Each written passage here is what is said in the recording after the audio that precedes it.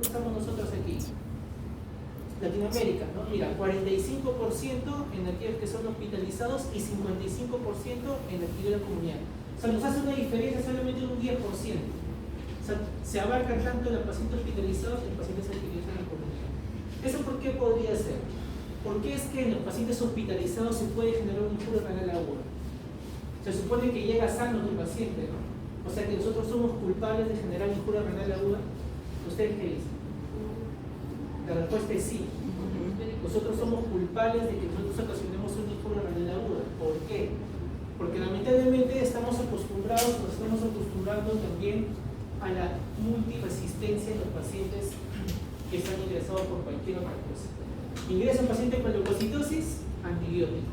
Paciente ingresa con PCR elevado, antibiótico, sin saber el foco origen de tener la disfunción de un dato infeccioso. Pues la pancreatitis, que ya hemos hablado, también genera leucocitosis, ¿no? Y no por eso le voy a dar antibiótico, pero lamentablemente hoy por hoy los médicos están teniendo esa idea de que todo paciente con leucocitosis o PCR elevado es sinónimo de infección.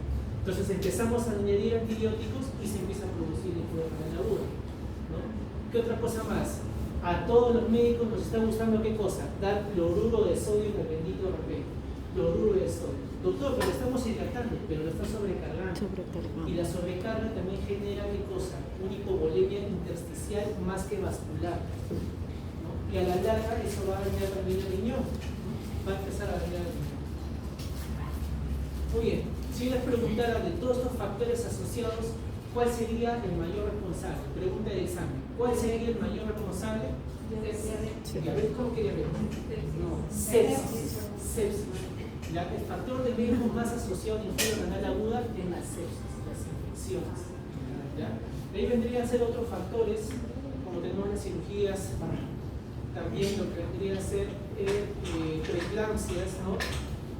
Por toxinas y algunas glomerulonefritis. En la fisiopatología de la injuria renal aguda se abarcan dos procesos: cambios estructurales y cambios funcionales. Cambios estructurales y cambios funcionales. O sea que para que haya una injuria renal aguda tiene que haber el compromiso de ambos, tanto de la estructura como de la función. ¿Ya? Es imposible que te digan que no va a haber cambios en la estructura en una injuria renal aguda, ¿no? Doctor, le he hecho una ecografía renal y la ecografía dice riñón conservado con parénquima estable, ¿no? Ya, está bien, la ecografía es una magnificación solamente macroscópica, pero también hay daño microscópico, que obviamente no lo vas a ver en una ecografía. Mira qué modificaciones a nivel renal se pueden generar, a nivel glomerular, a nivel tubular y a nivel intersticial. ¿Hay cambio estructural? Claro que lo hay, son microscópicos, obviamente, ¿no? Pero también puede ser macroscópico, sí. Mira, hipertrofia. O sea, tu médico que hace la ecografía probablemente dice riñón conservado o ligeramente aumentado de tamaño. ¿Por qué podría tener un paciente un riñón ligeramente aumentado? Por esto, porque se genera una hipertrofia renal. Entonces, paciente con hipertrofia renal, de repente es signo de qué cosa, de injuria renal aguda. A nivel funcional también lo hay, ¿ya? Modificaciones en la función, de repente disminución de la filtración, ¿no? Alteración de la permeabilidad, pérdida a nivel del túbulo glomerular, ¿no? Incremento también de la creatinina y también disminución de la diuresis. Hay un término que siempre me gusta preguntar en los exámenes, ¿qué es? El RFR. ¿Qué es el RFR? El RFR es la reserva funcional renal. Reserva funcional renal. ¿En qué nos ayuda este reserva funcional renal? Te explico. Esta imagen puedes ver que aquí hay nefronas totalmente indébiles, ¿no? Totalmente indébiles. ¿Qué pasa? De repente empiezas a generar un daño a nivel renal, ¿no? Empiezas a perder ciertas nefronas. Pero la función renal, que vendría a ser esta línea azul, todavía sigue siendo conservada. Mira que la filtración sigue estando intacta, ¿no? Y la creatinina se mantiene todavía en rangos estables. Esta reserva funcional renal te permite, ¿qué cosa? Conservar la función renal, así le estés generando toxina. Así el riñón esté sufriendo, esta función del riñón todavía te permite estable, que pueda cumplir sus funciones normales. Por eso que la creatinina no va a salir alterado en esta parte, porque el RFR está actuando. Tampoco va a haber daño estructural, bueno, ya hay daño estructural, pero no es tanto porque la RFR te está ayudando a eso. Entonces, doctor, ¿cuándo deja de actuar la reserva funcional? Y esta pregunta de examen. ¿Cuándo deja de funcionar? A partir del 50%. Cuando ya hay un compromiso más de 50% de nefronas, más de un 50% de nefronas, eso ya deja de actuar la reserva funcional renal. Y ahí recién sí vas a poder ver la valorización del incremento de la creatinina. Ahí recién vas a poderlo ver. Pero mientras tanto no. Mira la creatinina cómo está. Esta es la raya celeste. Mira. Ha estado actuando todo tranquilo. ¿Por qué? Porque su reserva funcional está actuando. Empieza a dañarse más del 50% y ya empieza a elevarse la creatinina. Entonces, ¿cuándo voy a empezar a ver el aumento de la creatinina? Miren que la pregunta puede variar según lo que yo quiera de repente engañarnos. ¿Cuándo empieza a elevar la creatinina? Cuando hay más de daño del 50% de nefronas. ¿Cuándo deja de actuar la reserva funcional renal? Cuando hay más del 50% de compromiso de nefronas. ¿Cuándo empieza a haber una variación en la tasa de filtración glomerular? Cuando hay compromiso de más del 50% de nefronas. Miren que yo puedo cambiar la pregunta o puedo variar la pregunta, pero la respuesta sigue siendo igual. Quiero que se lleven ese mensaje. Muy bien, ¿cuáles son los criterios actuales también de la injuria renal aguda? Bueno, no ha variado casi nada, pero siempre van a encontrar tres términos muy importantes. Bueno, 4 términos ya desde hace 3 años. Van a encontrar el término injuria renal aguda, enfermedad renal aguda y enfermedad renal crónica. ¿En qué varían los tres? Va a variar que la injuria renal aguda es cualquier compromiso renal dentro de los primeros 7 días. Primeros 7 días. Enfermedad renal aguda es pasado los 7 días hasta antes de los 3 meses. Y la enfermedad renal crónica es un compromiso renal pasado los 3 meses. Entonces, en el lapso de tiempo, la definición es injuria renal aguda, menos de 7 días, enfermedad renal aguda, más de 7 días con menos de 3 meses, y enfermedad renal crónica, más de 3 meses. Y este último término, doctor, el NKD, a eso se le llama no hay disfunción renal, sin disfunción renal. Doctor, ¿pero por qué está entonces dentro de los criterios o dentro de la estructura de los daños renales? Porque mira, a nivel estructural no hay cambio, y tampoco a nivel de la función renal. Mira, tasa de filtración más del 60%. Entonces, ¿por qué está ahí ese término? Si es un término normal, ¿por qué creen? ¿Por qué estaría un término llamado sin disfunción renal? ¿Por qué? ¿Por qué nos interesaría saber este término? Porque este término ha sido unido o ha sido generado ¿por cuál? Por este término que les estoy mencionando. Por el término de que empieza a caer la reserva funcional renal. Todos nacemos con una reserva funcional al 100%, todos. Empieza a disminuir con el paso del tiempo mientras más noxa le genera ese riñón. Esa ligera disminución de la reserva funcional renal es explicado aquí, para aquellos que no hacen disfunción renal. ¿Por qué? Porque mira, la estructura está intacta y también la función renal está intacta. Pero si tú midieras la reserva funcional renal, estaría alterada. Esos pacientes que tienen ya reserva funcional renal alterada, entran aquí, a aquellos que les llaman sin disfunción renal. Muy bien, entonces este término es igualito, similar. ¿Ya? Enfermedad renal aguda, sin enfermedad renal aguda, enfermedad renal crónica e injuria renal aguda. ¿Ya?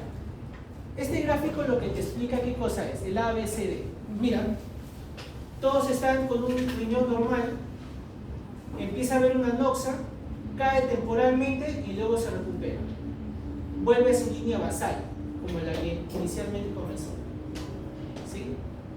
Ojo, que esta disfunción no puede pasar más de 48 horas. Se supone que toda resolución de injuria renal aguda tiene que ser generada o desarrollada dentro de las primeras 48 horas. Si la disfunción renal o la injuria renal persiste en más de 48 horas, se le conoce como injuria renal aguda persistente. Término también que me gusta preguntar en los exámenes. ¿Ya? ¿Cuándo llamamos injuria renal aguda persistente?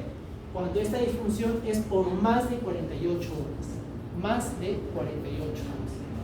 Entonces, el objetivo en el tratamiento de injuria renal aguda es que esta se resuelva dentro de las primeras 48 horas. Muy bien. Entonces, ustedes están acá, mira, el alumno de la Continental. Vino un paciente con injuria renal aguda, ¿no? Mejoró y volvió a su línea basal. Muy bien. Le hizo un buen tratamiento, un buen operativo y mejoró el paciente y se fue a casa. ¿Qué pasa con la línea B? Mira, en la línea B cae más todavía la función renal, sigue, trata de volver a su estado inicial basal, pero no puede, otra vez cae. Luego ya empieza a haber una recuperación constante, lenta, y esta recuperación lenta, este es el famoso injuria renal aguda persistente. Quiso resolverse, no pudo, y luego ya con el transcurso del tiempo empieza a aparecer ya casi cerca de la línea basal normal. Esos son los pacientes que en algún momento van a tener una reserva funcional renal alterada. ¿Por qué? Porque ya dejaste un daño perenne en ese riñón. Y lamentablemente, ¿se puede recuperar? Tal vez ya no. Hay riñones que se recuperan, otros riñones que ya dejan secuelas. En la C peor, ¿no? Mira, esta es la línea roja. Cae totalmente y ya se aleja totalmente su línea basal. Y a la D, peor. Estas D son aquellas que en un gran porcentaje van a pasar a ¿qué cosa? A enfermedad renal crónica. Y esta E, la línea E, son básicamente aquellos que definitivamente pasarán a enfermedad renal crónica, estadio diálisis. Doctor, entonces una injuria renal aguda puede padecer o puede progresar una enfermedad renal crónica? Sí, puede padecer o puede desarrollarse al tiempo en enfermedad renal crónica. Y esto lo vemos aquí, con este dibujo mejor. Miren, un riñón normal, un riñón susceptible, un riñón también susceptible y una enfermedad renal crónica. 4 escenarios distintos. Riñón normal, 2 riñones susceptibles y una enfermedad renal crónica ya establecida. Por ahí habrán escuchado, ¿no? Enfermedad renal crónica reagudizada, ¿no? ¿Han escuchado por ahí en hospitalizaciones? Ya. Vamos a ver ese escenario de esos pacientes. Mira, ese paciente con riñón normal tiene una tasa de filtración más de 90 y mira, una reserva funcional renal más de 30. Está perfecto. Este paciente es susceptible, número 1, una tasa de filtración más de 90, pero una reserva funcional ya alterada, menos de 30. El otro paciente es susceptible, tiene una tasa de filtración normal, pero tiene un daño estructural. Y el último es un paciente con enfermedad renal crónica. Tienes estos 4 escenarios. Vamos a generarle un daño o una noxa a estos 4 riñones. ¿Cuál es el futuro de estos 4 riñones cuando le generas una noxa? Veamos. El futuro de alguno de ellos, que básicamente será, dependiendo de cómo lo manejes, es que ese riñón progrese a ¿qué cosa? Esta es la injuria renal aguda, ¿no? Se generó la injuria renal aguda en el paciente. Le hemos generado noxa a estos 4 riñones y este es el riñón con injuria renal aguda. Perfecto. ¿Cómo van a evolucionar estos pacientes? Uno es que haya una recuperación total, full recovery, ¿no? Mira, vuelve otra vez con una tasa de filtración más de 90 y una reserva funcional renal. Perfecto. Entonces puede volver a un estadio normal. O también puede haber una recuperación aparente, que tenga una reserva funcional menos de 30 y una tasa de filtración más de 90. Bueno, está ahí todavía, o sea, está respondiendo ese riñón. Pero el otro escenario es que este se vuelva una enfermedad renal crónica. O sea, el primer paciente que estuvo en un estadio normal o puede evolucionar a una recuperación completa o una reparación aparente.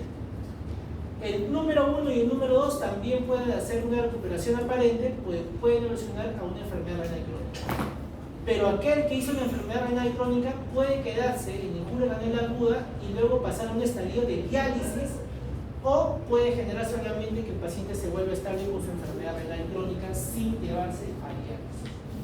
O sea, la moraleja o la conclusión de este dibujo es que los pacientes que aún tienen un riñón todavía salvable pueden recuperarse de manera total o una recuperación aparente. La idea es esa, ¿no? Mantener esos riñones así y no llevarlos a estadios finales como la enfermedad renal crónica. Ahora, como les dije, no toda elevación de creatinina tampoco implica que tenga una injura renal aguda. Hay casos en que se eleva la creatinina sin necesidad de que el paciente tenga injura renal aguda. ¿Como cuál? Miren, administración de drogas que pueden interferir en la secreción tubular de la creatinina. ¿Como cuáles?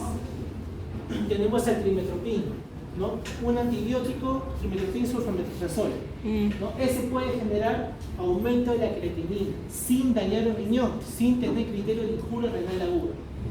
¿Qué otra cosa más? Una producción reducida de creatinina en aquellos que son pérdida de músculos, ¿no? Aquellos pacientes que son delgados o que tienen una masa muscular disminuida pueden hacer variación también en los niveles de creatinina. Entonces eso no quiere decir que el paciente tenga injura renal aguda o infraestima el diagnóstico de injura renal aguda. La obesidad también genera una alteración en la creatinina y vas a pensar de repente que esa elevación de creatinina es por injura renal aguda. Entonces, todas estas variaciones o todos estos factores condicionan a que de repente el paciente tenga alguna elevación o disminución de la creatinina, pero sin cumplir ¿qué cosa? Criterio de injura renal aguda. En cuanto a las etiologías, tenemos tres tipos: la injura renal aguda prerrenal, la intrínseca y la postrenal. De la intrínseca tenemos que es el 70% de todas las etiologías. Menos del 5% es glomerular, 90% es tubular, 5% es intersticial y 5% vascular. De las tubulares, ¿cuál tenemos? Las nefrotóxicas, isquémicas y obstructivas. ¿Cuál es la más frecuente? Las isquémicas. Pues si yo le preguntara en el examen, ¿cuál es la etiología a nivel renal más frecuente? Es la intrínseca. ¿De qué tipo? Tubular. ¿Y de tubular qué tipo? La isquémica.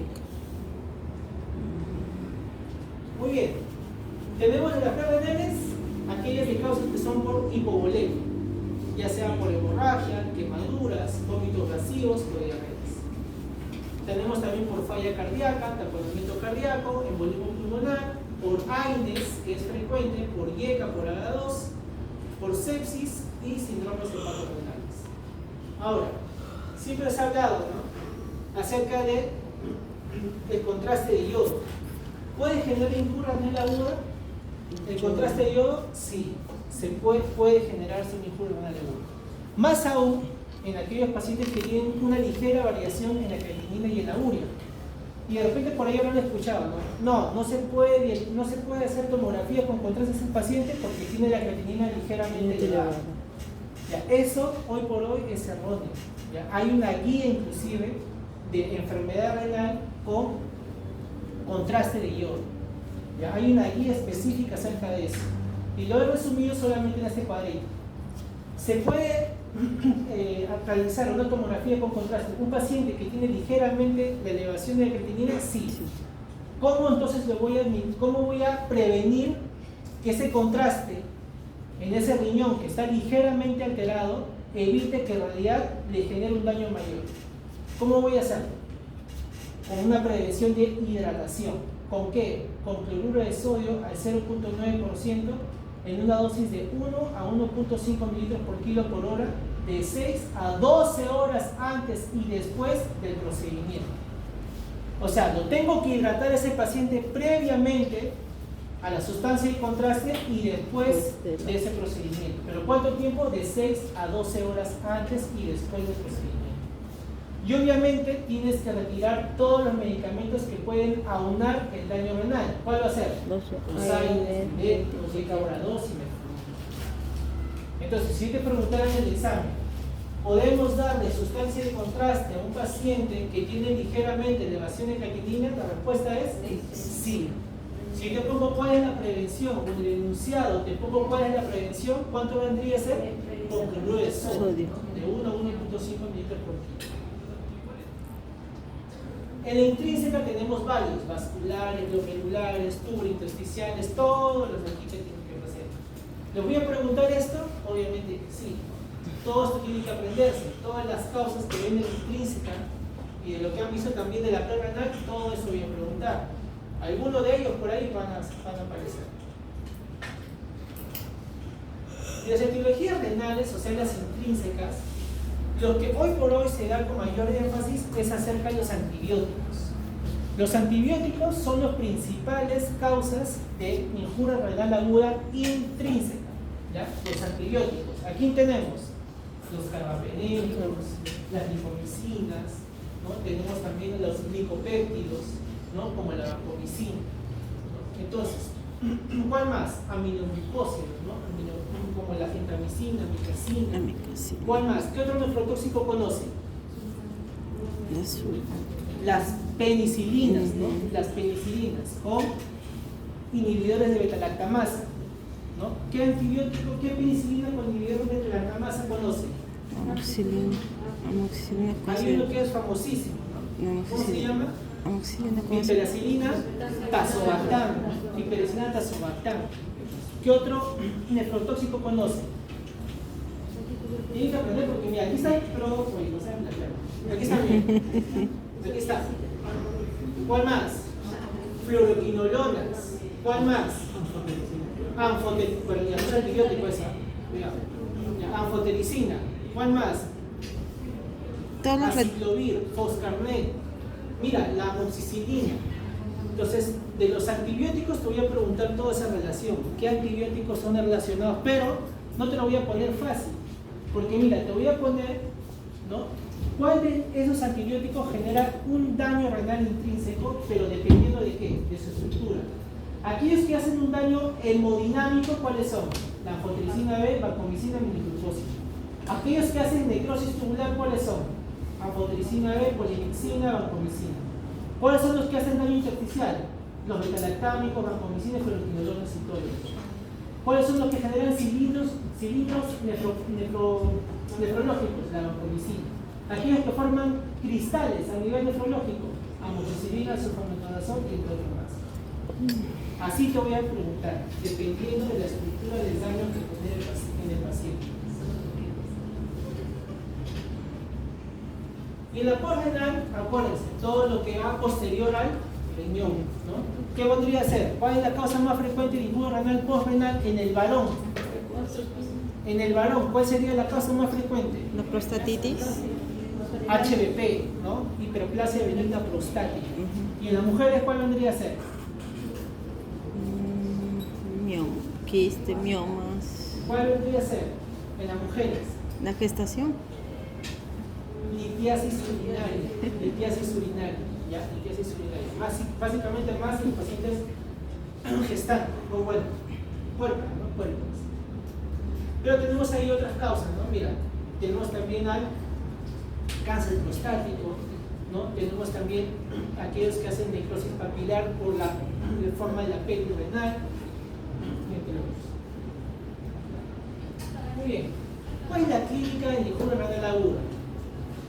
Como en injuria renal aguda también se eleva la urea, el paciente puede hacer encefalopatía urémica, puede haber demencia, inclusive el paciente puede presentar stroke isquémico si es que la injuria renal aguda llega a estar mantenida. Se menciona algunas guías y algunas revisiones que si la injuria renal aguda se vuelve persistente, o sea, más de 48 horas, el riesgo de generar ictus isquémico aumenta casi en un 40 a 45% de padecerlo.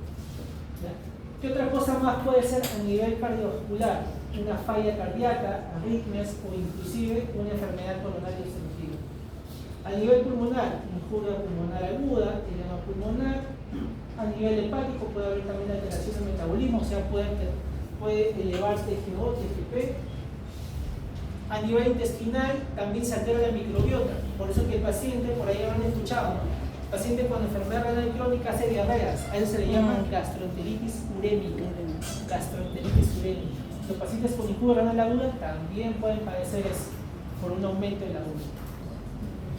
Y luego también inmunizaciones en la parte de alteración o inflamación del sistema inmune que deprima a estos células, ¿no? Por lo tanto, ese paciente se vuelve vulnerable a padecer o adquirir cualquier tipo de infección.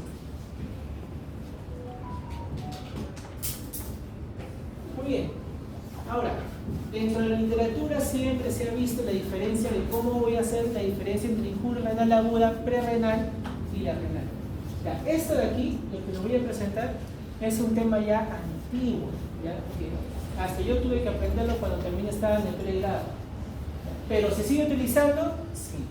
¿Por qué se sigue enseñando, doctor, ahora la nueva generación, los millennials? ¿Por qué no seguimos teniendo que aprender esto? Porque es parte de tu formación como médico. Como médico, algunas enseñanzas antiguas, porque ya son de muchos años, igual siempre ayuda al médico internista. Estamos en medicina interna, así que de por ley tienen que saberlo. ¿Ya? Muy bien. ¿Qué criterios hay entonces para diferenciar una injuria renal prerrenal y una renal, ¿no? Que vendría a ser necrosis tubular aguda? ¿Cuál tenemos?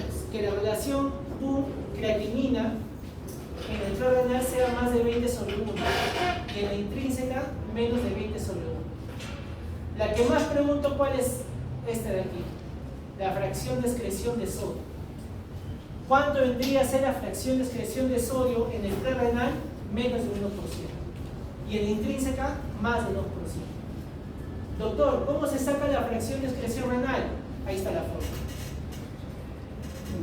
Te voy a poner en el examen los datos de esa fórmula.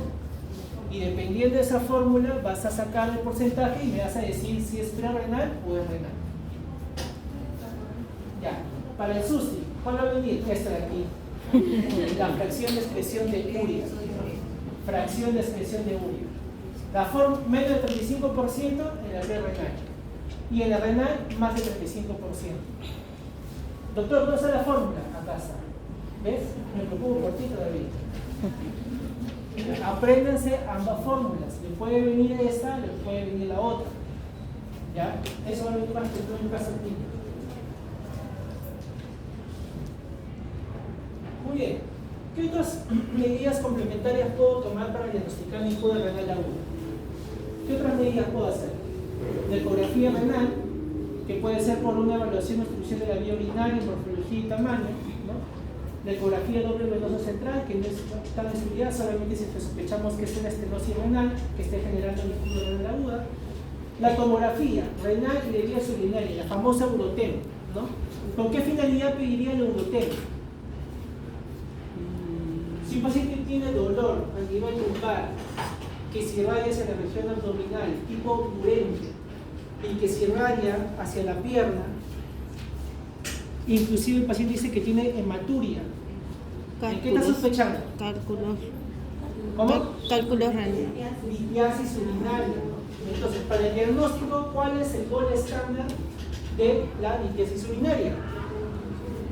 La urotem, o tomografía de vías urinarias y riñón. Esa urotem lo vas a pedir sin contraste. Sin contraste, ojo, sin contraste. Y algunos piden resonancia magnética para ver algunas microestructuras dañadas a nivel del ureter o a nivel de la próstata.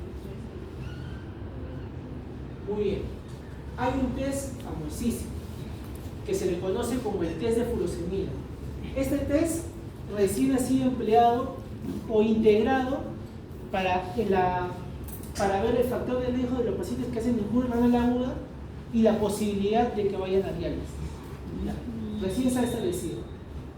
¿En qué consiste el test de furosemida? Consiste en lo siguiente. Entonces, si tu paciente ya tiene injuria renal aguda, lo que te falta saber o lo que quisiera saber es qué tanto ese paciente con injuria renal aguda puede llevarse a una enfermedad o a una injuria renal aguda grado 3 con posibilidad de que entre a diálisis. ¿Qué tanto puede generar? Yo hago entonces este test de furosemida. La dosis de furosemida es de 1 miligramo por kilo o 1.5 miligramos por kilo. 1 miligramo para aquel paciente que nunca en su vida ha utilizado diurético. 1.5 miligramos por kilo es para el paciente que ya ha sido usuario de diuréticos. Entonces, le doy esta dosis de glucemia a mi paciente al inicio. Espero aproximadamente 2 horas. Y aquí viene el porcentaje. Si después de esas 2 horas mi paciente ha orinado menos de 200 mililitros o ha orinado menos de 200 mililitros. Si ha orinado más de 200 mililitros, el porcentaje de que no vaya a una injuria renal aguda 3 es del 67%. Mira, si orina más de 200 mililitros, ese paciente que está con injuria renal aguda tiene un porcentaje de 67% de que no va a ir a la injuria renal aguda grado 3 ni terapia reemplazo renal. Pero si el paciente orina menos de 200 mililitros, entonces aumenta un 87%, 84% de que este paciente va a ir a la injuria renal aguda grado 3 o terapia reemplazo renal. Para eso te sirve el test de furosemida, ¿no? Para predecir si el paciente con injuria renal aguda va a pasar a ATI grado 3 o a terapia de reemplazo renal. Muy bien. Doctor, ¿y existen los biomarcadores de injuria renal aguda? Sí, existen biomarcadores de injuria renal aguda. Pero estos biomarcadores no son para hacer diagnóstico de injuria renal aguda. No son para hacer diagnóstico, sino ¿para qué sirven? Para predecir que este paciente ya tiene un daño renal subclínico. Subclínico. ¿Qué quiere decir daño renal subclínico? Que evidentemente no presenta síntomas, pero a nivel molecular ya empieza a presentar daños renal. Por eso se le dice biomarcadores, porque son moléculas que todavía se están innovadas, ¿ya? Y que nos ayuda inclusive a predecir que este paciente ya tiene un daño renal a nivel molecular. Tenemos esta de aquí, el Kidney Marker 1, tenemos la cistatina C, tenemos la proencefalina y entre otros más. Eso solamente les hago de conocimiento para que sepan, porque básicamente esto solamente es para residentes. Muy bien. En cuanto al tratamiento, esto también es pregunta de examen. A ver, ¿cuántos de ustedes han visto que en sus hospitales ven injuria renal aguda y al toque dicen hidraten? ¿Por qué? ¿Por qué a todas las injurias renal agudas se hidratan? ¿O se han percatado de eso? Que sus hospitales, tiene daño renal, doctor, está llevándose la creatinina, la urea, y el médico dice, ponle muy grueso. ¿Han visto esos hospitales o no? La pregunta es así? ¿A todos los pacientes con injuria renal aguda se les debe dar grueso? No. Y esto le va a pasar también, le digo un poco a mi paciente, porque también me dijo, sí, doctor, a todos los pacientes, porque eso hace que el riñón se hidrate. No sabía que riñón, o están de repente en esa moda de los hermanitos que tienen que tomar agua. No lo veo a nadie con agua acá, mira, ¿eh? Si no estoy en su riñón. ¿Es así o no? Entonces, por muchos años también se estudió eso, ¿no? La fluidoterapia en pacientes con injuria renal aguda. ¿Qué tan cierto es? Se deben de dar a todos los pacientes con injuria renal aguda, así sea pre o renal o post-renal, ¿a todos se debe de generar hidratación? No. La respuesta es no. Entonces, para eso existen 3 escenarios. Un escenario donde el paciente está hipovolémico. Otro paciente donde está euvolémico. Y otro paciente que sea hipervolémico. Ejemplo clínico. Hipovolémico. Paciente que viene por diarreas constantes, más de 7 cámaras sanguíneas, asociado a náuseas y vómitos. Mucosas secas, piel pálida, signo de pliegue positivo, hipotensión. Ya, ese paciente es hipovolémico. Hipervolémico, paciente de tantos años con antecedente de enfermedad cardíaca crónica, ingresa por disnea, ¿no? ingresa por edemas en miembros inferiores, ¿no? Palpitaciones, frecuencia cardíaca elevada, presión arterial elevada.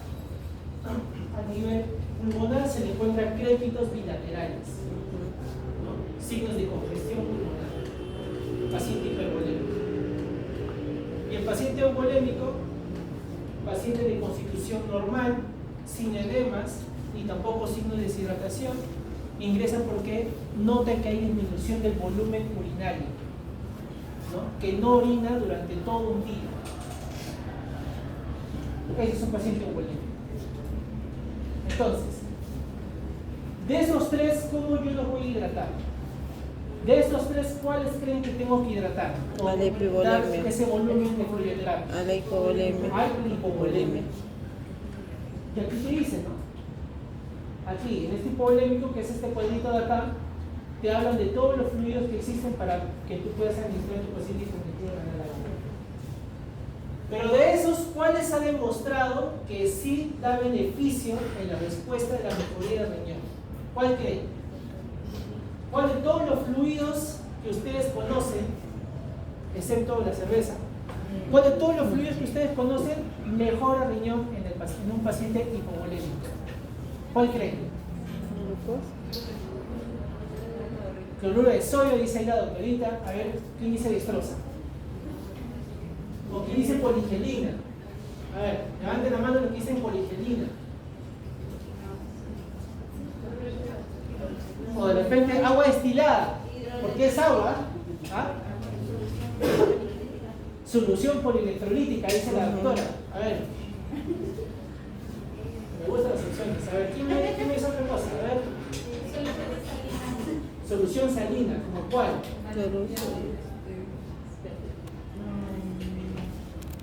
Hay una que es en especial, ¿no? Las soluciones isotónicas. ¿Por qué se le dice isotónica? Porque mantiene Iso, igual. igual, ¿no? Igual que el plasma sanguíneo de la persona, ¿no? Y existe uno en especial, ¿no? Que ha favorecido para el tema de mejoría del riñón, ¿no? ¿Cuál es? El lactato de Rinker. Lactato de Rinker, considerado también como un cristaloide, El lactato de Rinker sigue siendo el fluido con mayor evidencia de mejoría del riñón en injurias renales agudas hipovolémicas. ¿Por qué no se da el cloruro de sodio, doctor? Porque se ha visto que entre el balance del lactato de Rinker y el cloruro de sodio ha demostrado generar mayor congestión pulmonar en el paciente. Porque a veces no te mides, ¿no? Y le abres toda la vía para que caiga chorro en el paciente. Y lo que no sabes es que esa caída rápida también de fluido hace que el paciente empiece a desmalizarse, a congestionarse. Entonces, se ha demostrado eso, que el lactato de Rinker genera menos complicaciones de congestión pulmonar o de sobrecarga hídrica que el cloruro de sodio, que sí lo genera. ¿Qué otra complicación genera el cloruro de sodio? Acidosis metabólica. ¿Ya? Muy bien. ¿Qué pasa con el paciente hipervolémico? O sea, el paciente que tiene sobrecarga hídrica. ¿Qué le vamos a dar a ese paciente? Mira lo que dice acá. Diurético. Doctor, ¿en el tratamiento de injuria renal aguda se da diurético? Sí. Pero solo en este caso cuando es hipervolemia. ¿Con qué vas a iniciar terapia? Con furosemida. ¿Ya? Solamente aquellos que generan sobrecarga hídrica. Pero mira que acá te pone una medida, ¿no? Si por A o B es resistente ese diurético. ¿Cuál es el siguiente paso que debes hacer si a pesar de que tú le das las primeras dosis de diurético no responde? Acá te dice, o aumentas la dosis o la frecuencia, ¿no? O de repente le pones ya vía endovenosa. Mira que la primera medida no es endovenosa, es vía oral. Entonces puedes aumentar la dosis, aumentas la frecuencia o ya introduces la furosemida de manera endovenosa. Si no te funciona a pesar de que has cambiado la dosis, la frecuencia y la disponibilidad, recién puedes añadir otro diurético. Mira, la primera medida no es añadir un nuevo diurético. La primera medida es cambiar la dosis o cambiar la frecuencia. Ojo, La pregunta del examen puede ser así. ¿Ya? Primera medida de resistencia de diuréticos, ¿cuál es? De repente, ¿cómo? Añadir otro diurético. ¿Verdadero o falso? Falso. Porque primero es cambiar la dosis y la frecuencia. ¿Ya? Recién la segunda medida va a ser añadir otro diurético. Luego, mira, luego de añadir otro diurético, recién el siguiente punto es considerar la infusión de diurético. La infusión, o sea, la que vas a poner en esa cajita de bomba infusión que programa en cuánto tiempo va a pasar. Recién en la tercera opción, considera la infusión de diurético.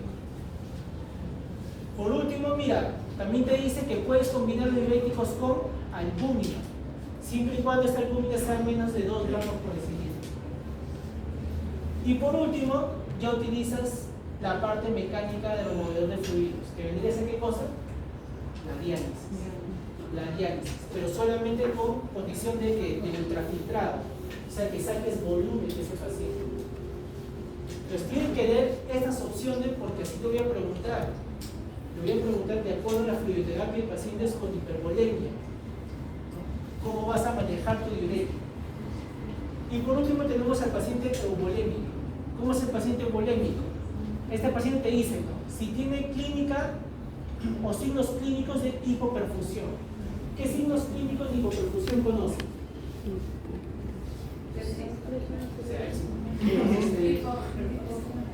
Signos clínicos. Hipotensión. ¿Qué más? Taquicardia. ¿Qué más? No, taquicardia, acuérdate, taquicardia, porque es el signo de compensación. ¿Qué más? Llenado capilar, muy bien. ¿Más de cuánto? ¿6 segundos? Más de 2 segundos. Más de 2 segundos. ¿Qué más? ¿Qué más?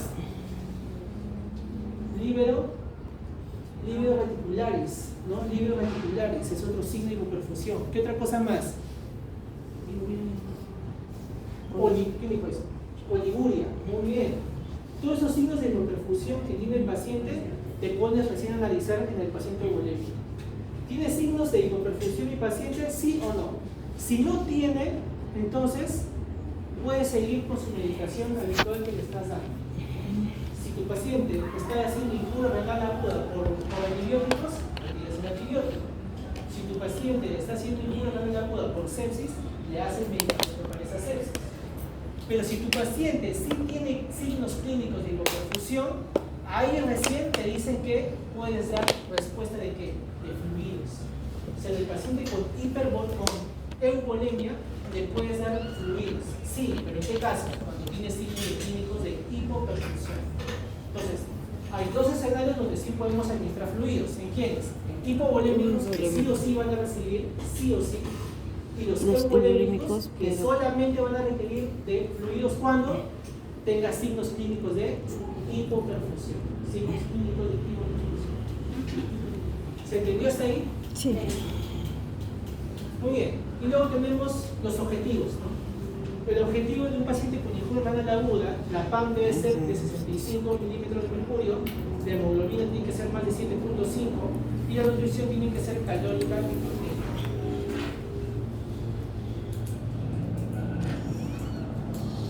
Muy bien. ¿Y cuáles son entonces las causas por las que un paciente con injura renal aguda puede ir a terapia de reemplazo renal? ¿Cuál es? Mira, eso es aquí. Cuando tenga hipercalemia refractaria, cuando tenga acidosis metabólica severa, cuando tenga sobrecarga hídrica con edema pulmonar y cuando tenga complicaciones urémicas como la encefalopatía urémica, la espondilitis urémica, cardiopatía o mejor decir miocarditis urémica, ¿no? Pero también puede ser pericarditis urémica, no se olviden, pericarditis urémica es un paciente que viene con dolor torácico y continuoso, ¿no? Que empieza a generar también taponamiento cardíaco. ¿Ya? Esos son los criterios de inicio de terapia de reemplazo renal en injura renal aguda. ¿Cuándo descontinúas? O sea, ¿cuándo ya no das diálisis a ese paciente con injura renal aguda? ¿Cuándo le paras la mano? Cuando la diuresis es más de 500 mililitros por día o 2.4 litros al día con uso de diurético. O sea, que orine espontáneamente más de 500 mililitros al día o que orine 2.4 litros por día cuando usa diurético. ¿Ya? Y cuando algunos marcadores, biomarcadores que hemos hablado anteriormente, que en el urinario se tiene a C, se normaliza. Esto no lo voy a preguntar, más que todo este de aquí. Acerca de la tesis. ¿Y por qué?